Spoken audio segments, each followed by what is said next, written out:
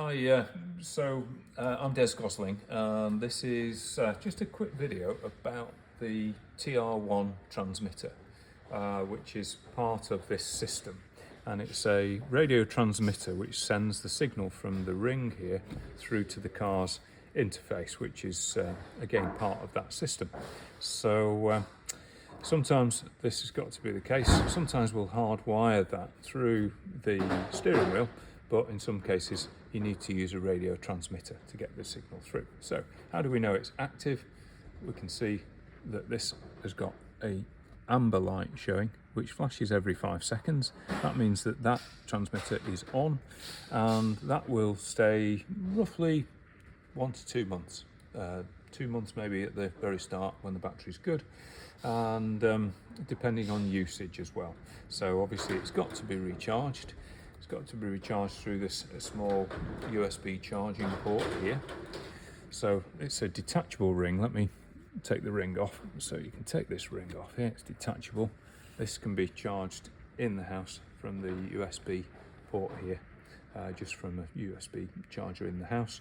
But the actual system does come with a power bank here and a charging lead as well. So that's possible to charge it in the car if you needed to. So let's pop that back on there.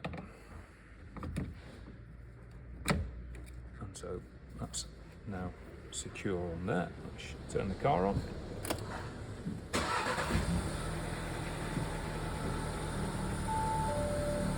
So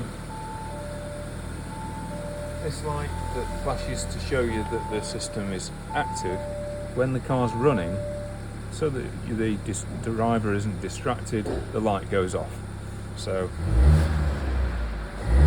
that's now active, as you can hear and you can see, and that's the normal mode of the transmitter on there. So it's a quick learn about that. Turn the car off again, so you can hear, and then the power light is now flashing again every 5 seconds.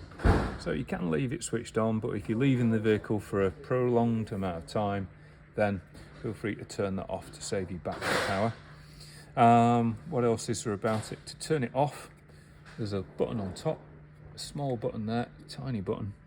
Press that, press and hold that. 2 lights come on. That will now turn that off. That's no longer active.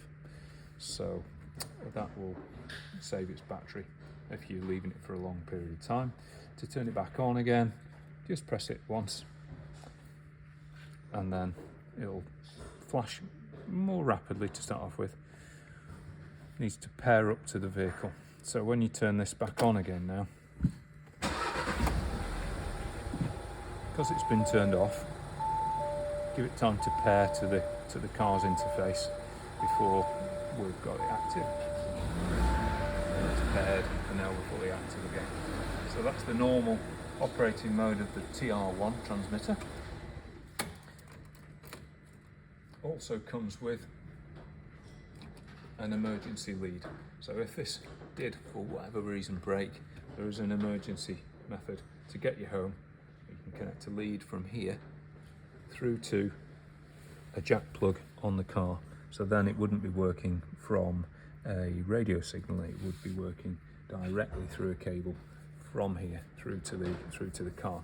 So that cable's here.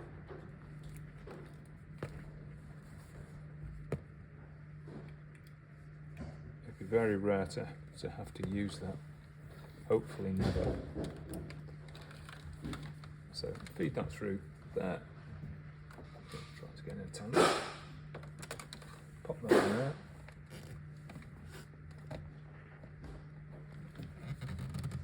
That's in. Push that in too far, and then pop that on there. Show you how this works.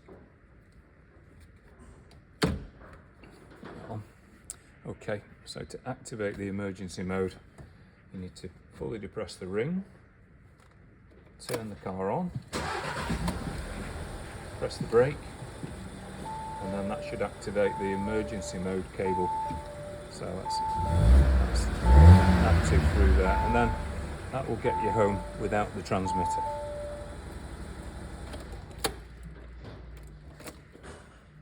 So,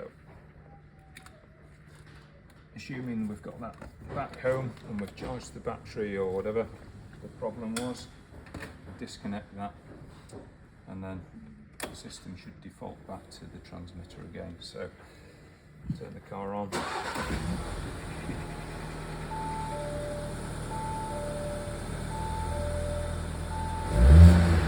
And it's active again through the transmitter. And that's the TR1. Okay, thanks.